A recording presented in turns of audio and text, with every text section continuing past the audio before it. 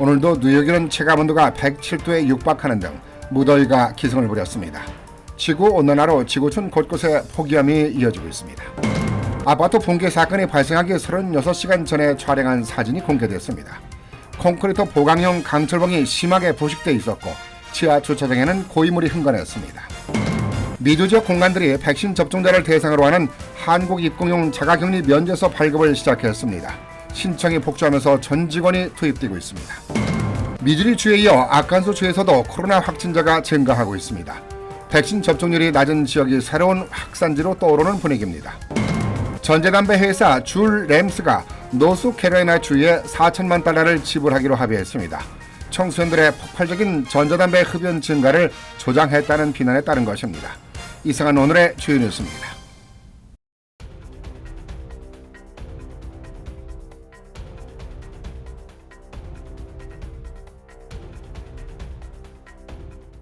여러분 안녕하십니까? KBN 뉴스입니다. 오늘의 첫 번째 소식입니다. 어제 오늘 너무 더워서 고생들 많이 하셨죠? 내일 또 더울 것으로 예상이 되는데요. 여름 날씨는 더워야 제맛이라고 하지만은 더워도 너무 더운 것 같습니다. 이 같은 높은 기온은 지구온난화 현상으로 나타나는 현상 때문이라고 합니다. 서부 지역에서는 100도가 훨씬 넘는 사상 유례 없는 높은 기온 분포를 보이고 있습니다.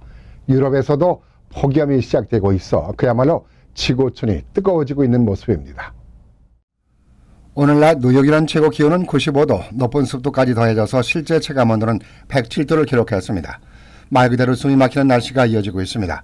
뉴욕 지역 고온 현상은 내일까지 계속되고 오늘 목요일 강한 소나기와 함께 누그러질 것으로 예상이 됩니다. 고온에 시달리고 있는 곳은 뉴욕뿐만이 아닙니다.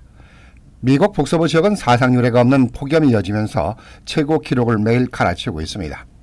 6월 평균 기온이 70도 정도로 에어컨을 설치한 기구가 절반 정도밖에 안 되는 시애틀 지역이었지만은 지난 27일 104도, 어제는 107도를 기록했습니다. 한편 오리건주 포틀랜드에서는 어제 115도를 기록해서 최고 기록을 갈아치웠습니다.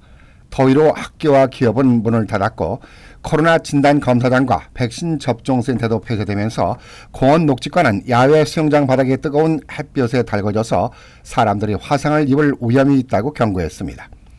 포틀랜드에서는 전력 케이블이 녹고 열로 인해서 전력망이 마비되면서 전철과 전차 운행이 중단됐고 도로 포장도 녹아내리고 있습니다.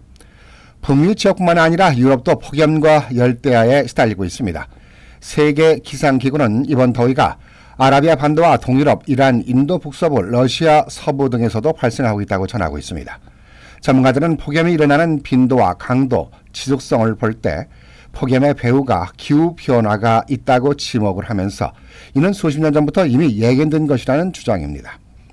미국의 13개 연방기관이 참여한 기후평가 보고서에 따르면 폭염 발생 건수는 1960년대 연간 2건에서 2010년대에는 연간 6건으로 증가를 했고 폭염 지속기간도 1960년대 20여일에서 2010년대는 60여일로 45일 더 길어져서 전문가들의 주장을 뒷받침하고 있습니다. 마이애미 아파트 붕괴 참사 사건으로 미국이 떠들썩합니다. 어찌 미국에서 이런 일이 일어날 수 있는가 하는 국민들의 원성 소리가 높은데요. 이러한 가운데 월트레이드 무역센터 붕괴 과정을 조사했던 연방기관 조사관들이 철저히 조사에 나섰습니다. 국립표준기술원 조사관 6명은 지난 27일 밤 마이애미 아파트 붕괴 참사 현장에 도착을 해서 사고 원인에 대한 예비조사에 착수를 했습니다. 조사팀은 과학자와 구조 엔지니어, 지질공학자 등으로 구성이 됐습니다. 이들은 아파트 붕괴 원인과 관련해서 건물 자재와 역사, 적용 가능한 건축 법규, 건물 주변 집안, 그리고 기타 요인에 대한 사전 조사를 벌이고 있습니다. 공식 조사에 착수한 이는 연방법 개정으로 이어질 수 있습니다. 공식 조사 여부는 2주 정도의 예비 조사를 거쳐서 결정할 것으로 보여서 공식 조사 기간은 몇 년이 걸릴 수 있습니다. 한편 서퍼 사이트 아파트 붕괴 참사 엿새째인 오늘 현재 사망자는 11명까지 확인됐습니다. 생사가 확인된 거주민은 136명, 실종자는 150명입니다. 마이애미 아파트 붕괴 36시간 전에 촬영한 사진이 공개가 됐습니다. 심각한 문제가 있었던 것으로 밝혀졌습니다. 사고 발생 이틀 전 아파트 내 수영장을 점검한 기사는 어제 마이애미 헤럴드와의 인터뷰에서 점검 당시 수영장 아래 콘크리트 보강용 강철봉이 심하게 부식돼 있었고 지하 주차장에는 고인물이 흥건했다면서 물이 주차장까지 고여있는 것은 분명 심각한 문제라고 생각이 들어서 빌딩 관리인에게도 걱정을 털어놓았다고 말했습니다. 그는 관리인은 수영장물을 자주 교체하기 때문에 펌프 모터를 2년에 한 번씩 갈아준다고 했지만은 콘크리트 금이나 구조적 문제에 대해서는 언급하지 않았다고 덧붙였습니다. 마이애미 헤럴드에 따르면 1층 수영장 수심이 가장 깊은 지점의 지하에는 주차 공간이 위치해 있습니다. 이곳은 2018년에 건축기사인 모라비토가 방수 구조에 하자가 있다고 진단한 곳이기도 합니다. 해당 사진을 분석한 전문가는 경악을 금치 못했습니다. 그는 철근에서 광범위한 부식을 볼 수 있다며 이것은 지금까지 문서화된 기록 중에 상태가 최악이라고 판단된다고 분석을 했습니다. 건물 지하 전체가 저렇게 부식돼 있었다면 절대적으로 붕괴의 원인에 들 수 있다고 진단했습니다. 코로나 때문에 고국을 방문하지 못했던 미주 동포들이 고국을 방문하기 위해 한국 입국용 자가격리 면제서 신청에 러쉬를 이루고 있는 모습입니다. 미주 지역에 있는 영사관들 모든 직원들을 투입하는 등 영사관들이 정신없이 바쁩니다. 온라인 신청 전날인 어제 한인들이 많이 거주하는 뉴욕과 로스앤젤레스, 워싱턴 DC의 한국 총영사관에는 자가격리 면제서 발급 신청이 쇄도했습니다. 뉴욕 총영사관은 1045건이 접수가 됐고 로스앤젤레스와 워싱턴에서도 각각 신청서 700건과 600건이 접수가 됐습니다. 한 건 신청에 본인뿐만이 아니라 배우자와 자녀 등 가족이 함께 접수하는 사례가 대부분인 만큼 영사관별 발급 신청자는 이날 각각 1000에서 2000여 명에 달할 것이라고 담당 직원들은 추산하고 있습니다. 업무 분산을 위해서 다음 달 1일에서 5일 출국 예정자들만 대상으로 이메일로 사전 신청을 개시했는데도 1000건 이상이 몰렸습니다. 뉴욕 총영사관은 격리 면제서 발급에 차질이 생기지 않도록 전 직원을 발급 업무에 투입을 했고 매일 총영사 주재로 대책회의를 열고 있다고 밝혔습니다. 워싱턴 총영사관도 어제 오후 5시까지 격리 면제서 신청과 문의를 포함해서 600여 건이 이메일로 접수가 됐고 로스앤젤레스 총영사관도 이메일을 통해서 700여 건 신청을 받았다면서 가족을 포함할 경우 2,000명이 넘는 동포와 재외 국민 등이 자가 격리 면제를 신청한 것으로 보인다고 밝혔습니다. 미국에서 백신 접종을 위한 홍보나 프로그램으로 열을 올리고 있는데요. 생각만큼 미국 국민들이 호응을 보이지 않고 있습니다. 이 때문에 백신 접종에 대한 성과가 예정대로 이루어지지 않고 있습니다. 질병예방통제본부 최신 데이터에 따르면 미국민의 54.1%인 1억 7,970만 명이 최소한 한 차례 백신 주사를 맞았으며 전 국민의 46.3%인 1억 5,390만 명은 완전 접종을 했습니다.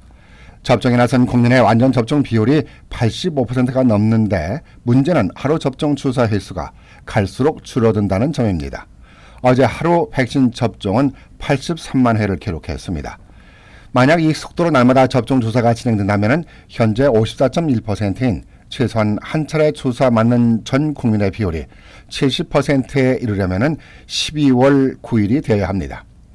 백신 허용 하한선인 12세 이상은 전 인구의 85%인데 이 수치가 최소한 한 차례 주사를 맞으려면 이론적으로 내년 5월 11일까지 기다려야 하고 90%는 꼭 1년 뒤인 7월 1일에나 가능하게 됩니다. 코로나가 진정되고 있다지만은 미 중부 지역 일대에서는 오히려 증가하는 현상을 보이고 있습니다. 아칸소 주가 바로 그 중심 지역입니다.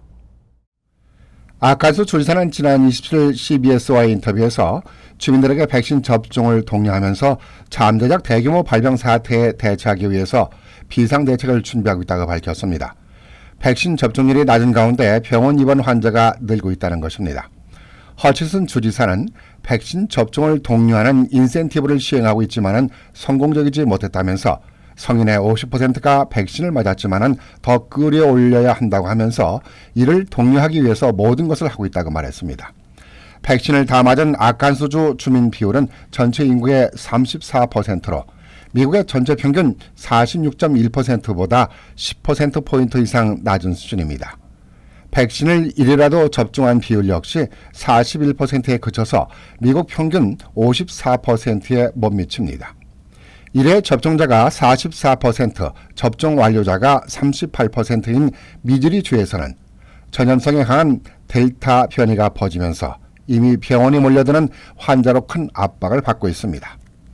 엘라바마, 루이지애나, 미시피, 와이오밍 주 등도 백신 접종률이 낮은 곳으로 접종 완료자 비율이 35%를 밑들고 있어서 코로나 재확산이 우려되고 있습니다. 변이 바이러스가 다시 나타나면서 백신 효과에 대한 이러쿵저러쿵 말들이 많습니다. 아스트라제네카 백신을 화이자와 혼합 접종할 경우 더 강한 예방 효과를 기대할 수 있다는 연구 결과가 나와서 주목을 받고 있습니다. BBC가 보도한 옥스퍼드대가 50세 이상 자원자 850명을 대상으로 4주 동안 진행한 연구 결과에 따르면 화이자 백신을 먼저 접종한 후 아스트라제네카 백신을 맞거나 아스트라제네카 백신을 먼저 접종한 후 화이자 백신을 맞을 경우 아스트라제네카 백신만 2회 접종할 때보다 자원자들의 항체 반응이 더 강하게 나타났습니다. 아스트라제네카 백신을 먼저 맞고 화이자를 맞는 경우가 화이자를 먼저 맞고 아스트라제네카를 맞는 경우보다 항체 반응이 더 강했습니다. 다만 가장 항체 반응이 강한 사례는 화이자 백신을 2회 접종한 경우였습니다. 면역을 담당하는 T세포 반응은 아스트라제네카 접종 후 화이자를 맞는 경우가 가장 컸습니다. BBC는 영국 보건당국자 발언을 인용을 해서 이번 연구 결과만으로 같은 종류의 백신을 2회 접종하도록 하는 영국의 보건 정책을 바꿀 필요는 없다고 강조했습니다. 다만 이른바 부스터 접종의 효율을 기대할 수 있다는 전망이 나오고 있습니다. 한인동포 여러분께서는 코로나가 종식되어 가고 있다고 생각하시는지요? 미국인 대다수는 아직도 코로나 팬데믹이 종식되지 않았다고 생각하는 것으로 나타났습니다. 특히나 변이 바이러스 때문에 더 걱정을 하고 있습니다. 여론조사기관 갤럽이 어제 발표한 조사 결과에 따르면 미국인 29%가 팬데믹이 종식됐다고 생각하는 것으로 나타났습니다. 응답자의 71%는 팬데믹은 아직 종식되지 않았다고 답했습니다. 하지만 응답자의 46%는 최근 들어서 코로나 팬데믹 상황이 크게 개선되고 있다고 답했고 43%는 약간 개선되고 있다고 답한 것으로 나타났습니다. 즉 89%가 현 상황이 좋아지고 있는 것으로 인식하고 있는 것입니다. 또한 62%는 삶이 어느 정도 정상으로 돌아가고 있다고 답한 것으로 나타나서 긍정적인 신호를 드러냈습니다. 팬데믹 종식에 대한 의견은 성별과 지지 정당에 따라서 큰 차이가 났습니다. 여성의 경우 78%가 팬데믹이 종식되지 않았다고 답해 64%가 이같이 답한 남성에 비해서 부정적인 의견이 강했습니다. 또 공화당 지지자는 43%만 팬데믹이 종식되지 않았다고 답한 반면 민주당 지지자는 96%가 종식되지 않았다고 대답해서 팬데믹 종식에 대해서 지지 정당에 따른 큰 차이를 보였습니다. 주한미군을 감축하네 만회하는 일로 한반도가 불안한 모습을 보여왔습니다마는 이번에 하원에서 주한미군 규모를 일정 수준으로 유지하도록 하는 법안이 재발의됐습니다. 지난 25일이었습니다. 공화당의 마이크 갤러거 의원과 민주당 소속의 앤디 김 의원 등 6명은 한미동맹 지원 법안을 지난 의회 회기에 이어서 재발의했습니다. 미국 대통령의 주한미군 감축 권한을 제한하고 한반도의 강력한 군 준비 태세를 유지하도록 하는 내용을 골자로 하고 있습니다. 법안은 미국은 한미 상호 방위 조약과 미일 상호 협력 그리고 안보 조약에 명시된 대로 동북아 동맹국들에 대한 약속을 전적으로 지지하는 게 의회의 인식이라고 명시했습니다. 특히 북한의 안보 위협을 거론하면서 주한미군의 철수 또는 상당한 감축은 해당 지역의 군사적 균형을 해칠 위험이 있기 때문에 이에 관한 한반도 현상에 중대한 변화가 있으면 미 행정부는 의회와 사전에 협의해야 한다고 강조를 했습니다. 아울러 2022 회계년도에 미국 국방부 예산은 한국에 배치된 현역 미군 병력 수를 2만 2천 명 이하로 감축하는 데 사용할 수 없도록 했습니다. 다만 국방장관의 주한미군 감축 또는 추진에 대한 정당성을 의회 측에 사전 보고한다면 예외를 둘 수 있다고 조건을 달았습니다. 청소년들이 전자담배를 많이 피우는데요. 이 담배가 바로 줄이라는 담배입니다. 전자담배 회사인 줄 램스는 청소년들의 흡연 증가를 부추긴 것에 대해서 4천만 달러의 거액을 지불하기로 합의를 했습니다. 줄스랩이 청소년들에게 중독성 니코틴을 함유한 전자담배를 사용하도록 불공정하고 기만적인 관행을 취했다고 비난하면서 줄스랩을 고소한 노스캐롤라이나 주가 다음 달 재판을 앞두고 대법원의 합의를 받아들였습니다. 줄스랩은 주정부에 4천만 달러를 지급하고 소셜미디어를 포함해서 21세 미만을 대상으로 광고할 수 없으며 온라인을 통한 1인당 판매량도 제한받게 됩니다. 또 고객의 나이를 확인하기 위해서 아이디 스캐너를 갖춘 소매점에서만 전자담배 제품을 판매할 수 있습니다. 지난 2015년 전자담배 줄 출시 이후 10대들의 전자담배 사용량은 70% 이상 급증을 해서 보건 전문가들의 우려가 뒤따랐습니다. 노스캐롤라이나 주에도 몇몇 주들이 주를 상대로 소송을 제기했고 39명의 주 법무장관들로 구성된 그룹은 2020년 2월부터 줄 랩스의 마케팅과 제품을 공동 조사하고 있습니다. 줄은 또 고객들과 청소년 고객들의 가족들로부터 수백 건의 개별 소송에도 직면해 있습니다. 이들은 줄의 전자담배로 인해서 건강을 해쳤거나 중독됐다고 주장하고 있습니다. 오늘의 간추린 소식입니다. 재동포재단은 재동포 청소년을 대상으로 2021 온라인 재동포 중고생과 대학생 모국 연수를 진행한다고 밝혔습니다. 5년 이상 합법적으로 체류하고 있으며 중고등학교나 대학교 다니는 재동포 학생은 누구나 지원할 수 있으며 7월 20일까지 자기소개서와 지원 동기 등을 작성을 해서 코리안넷 홈페이지에 제출하면 됩니다. 선발된 1,700명에게는 온라인 연수 경비 전액을 지원합니다. 빌 드블라지오 뉴욕시장은 어제 타임스퀘어 안전행동계획을 발표하고 이 지역에 새로 50명의 경찰관을 추가 투입하겠다면서 새로 배치되는 경찰관들은 총기 사고를 예방하고 불법 판매상들을 단속할 것이라고 밝혔습니다. 지난 주말 오후 총격 사건이 발생을 해서 무고한 시민 한 명이 다치는 일이 발생한 데 따른 조치입니다. 당시 거리에서 불법 CD를 판매하던 5, 6명이 말다툼을 벌이던 중 이 가운데 한 명이 총을 꺼내 발사한 것으로 전해지고 있습니다. 경찰은 용의자를 공개 수배하고 추적 중입니다. 필 머피 뉴저지 주지사는 오는 9월 학기부터 적용되는 2021-22 학년도 학교 안전 지침을 발표했습니다.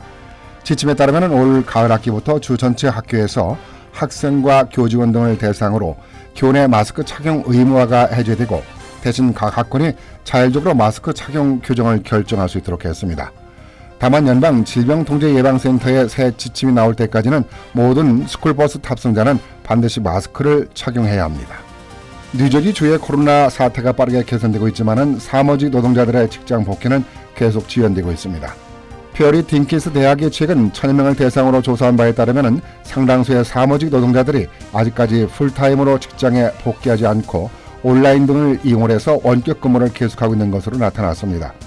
응답자 중 35%는 아직까지 전혀 직장에 복귀할 생각을 하지 않고 있었고 28%는 직장과 집을 오가면서 근무하는 하이브리드 업무 방식을 그리고 전체의 27%만이 풀타임으로 직장에 복귀해서 일하고 있는 것으로 조사됐습니다. 환율과 증권 소식 전해드리겠습니다.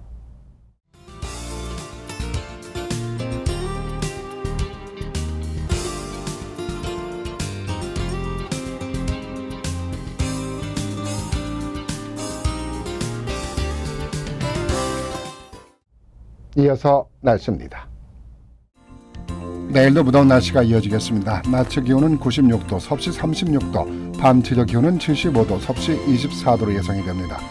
목요일은 한 차례 소나기가 내리면서 기온도 내려갑니다. 낮 최고 기온은 84도, 밤 최저 기온은 69도가 되겠습니다. 금요일도 소나기가 예보되어 있습니다. 낮 최고 75도, 밤 최저 기온은 65도가 예상이 됩니다. 이상으로 KBN 뉴스를 마칩니다. KBN과 함께 즐거운 시간 되시기 바랍니다. 위동부 최대 한인방송 KBN이 제작하는 KBN 뉴스는 웹사이트 mykbn.com 그리고 유튜브와 페이스북에서 다시 보실 수 있습니다. 좋아요, 구독, 알림 설정은 뉴스 제작에 큰 도움이 됩니다.